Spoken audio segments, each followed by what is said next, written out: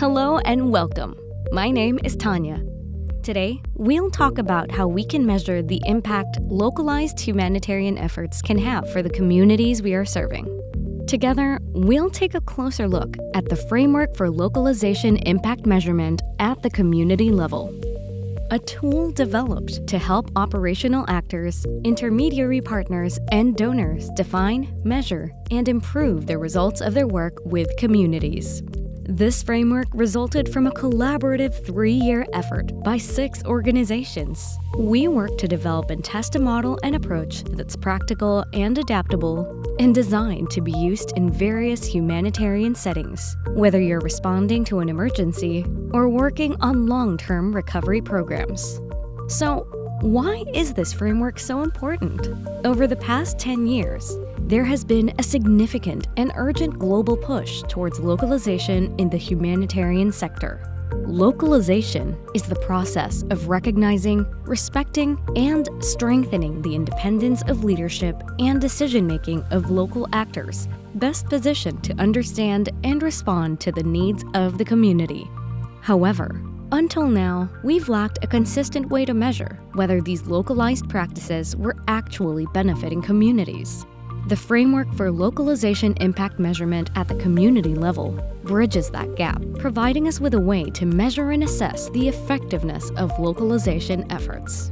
This framework focuses on 4 critical areas of impact.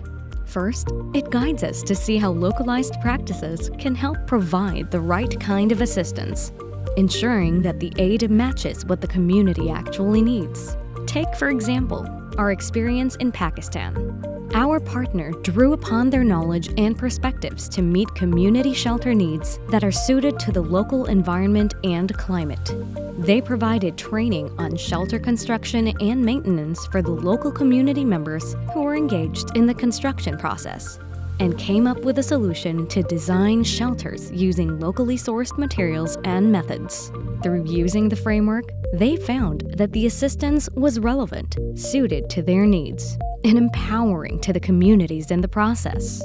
Second, it shows how localized practices can ensure that assistance is delivered in the right way, respectfully, with accountability, and in a way that mitigates the negative impacts of humanitarian assistance on both people and the environment. Third, it helps demonstrate that localized practices can ensure assistance is delivered at the right time, when it's needed most. Finally, it ensures that the right community members are reached, especially those most vulnerable. To measure how localized practices support humanitarians to make sure that the right people are receiving aid, the framework allows us to demonstrate how local actors might be able to reach remote or hard-to-access areas or specific vulnerable groups that they represent. So remember these 4 key points. The right assistance is provided to communities. Communities receive assistance in the right way. Communities receive assistance at the right time, and the right members of the communities receive assistance. Keep in mind, the framework for localization impact measurement at the community level we've discussed is more than just a tool for measurement. It's a guide for collectively ensuring that localized practices are having impact. Whether you're an operational actor, an intermediary partner, or a donor, this framework helps ensure that our efforts genuinely benefit the communities we serve. You might be asking, how do we use the framework or measure change that results from localized practices? Here are the 7 steps. Step 1. Agree on the localized practices that you will adopt in your project or program. Donors and intermediaries and local or national actors should identify localized practices collaboratively based on the strengths of the implementing organization. Articulate any localized practices that are already part of normal ways of working, as well as the new practices you want to implement. Step 2. Define the priority areas and the intended domains of change that are relevant to your program. Donors and intermediaries and local or national actors should collaborate to identify the priority areas and domains. Make sure that all partners share the same understanding of the changes that the localized practices want to accomplish. Step 3. Define intended impact statements that correlate to the domains of change.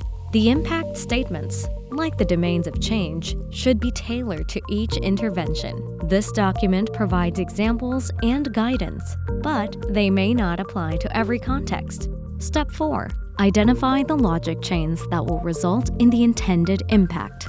One of the critical tools we use is something called a logic chain.